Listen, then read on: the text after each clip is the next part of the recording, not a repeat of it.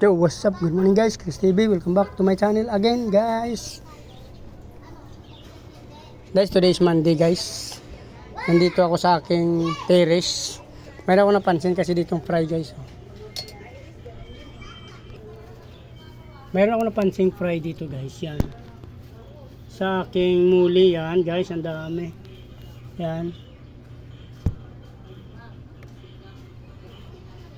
May mga plants kasi dyan guys, pero mayroon nakikita. Kung yung nakikita nyo na, yung mga fry natin dyan, yan o.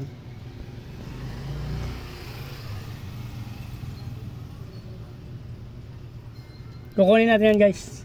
Update ko kayo maya. So ayun guys, yun ito nakuha ko sa muli. Ilang piraso lang? 2, 4, 6, 8 pieces guys sa ating muli. At the same time, meron pa akong nakikita dito guys o. Yan. Hindi ko lang alam kung naninag nyo. Ayan guys oh, maliliit pa. May mga fry ako napansin dyan yan. Sa ating RDSS. Kaso parang kapapanganak lang kasi nasa ilalim pa.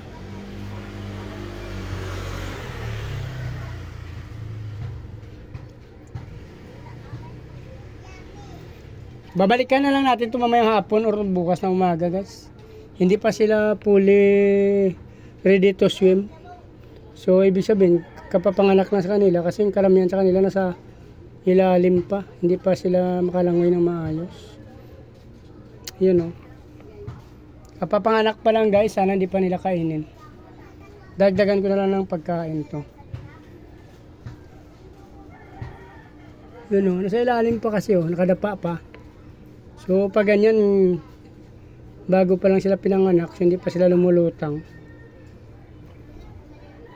Mamaya hapon na lang natin kunin guys, pag ready to swim na sila sa ibabaw. Mahirap kasi madudurog pag sinandok natin na nasa, nakadapa pa sila sa ilalim.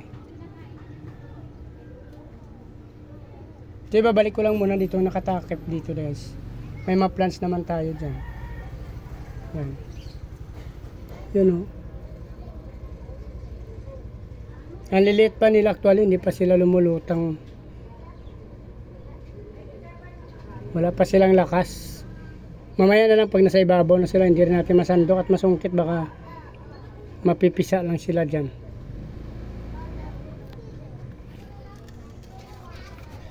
So ito na lang muna, yung 8 pieces, bababa ko na to para may balik ko na rin yung mga plants na yun guys.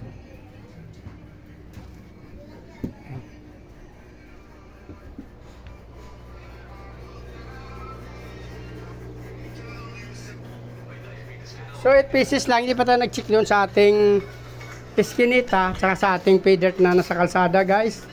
So dito ko lang muna to ilagay. Yan, babalikan natin yan. Babalik ko lang yung mga plants doon sa ibabaw. Mamaya mag-check pa tayo doon sa aking eskinita guys, tsaka yung dito sa ilalim ng bahay. The same time doon sa pay dirt ko sa kalsada.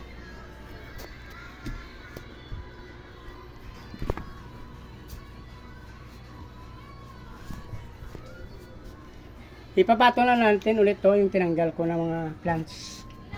At the same time ay magdagdag tayo ng plants doon sa ano, sa aking eskinita guys. Meron akong ref tab doon, dadagdagan natin ng plants. Saka bala ko lagyan ng lupa yung isang portion doon na maliit. So kung natapos nyo at nagustuhan ng video na to, please like, follow, subscribe guys sa aking YouTube channel. Sama nyo na rin ang notification bell guys para araw-araw yung mapanood yung na-upload ko na video guys. Maraming salamat sa patuloy na suporta at panood ng video. Pag-follow nyo na rin ang aking Facebook page, Chris Molino guys. Mamuhay kayo hanggang gusto nyo. Salamat. Bye-bye.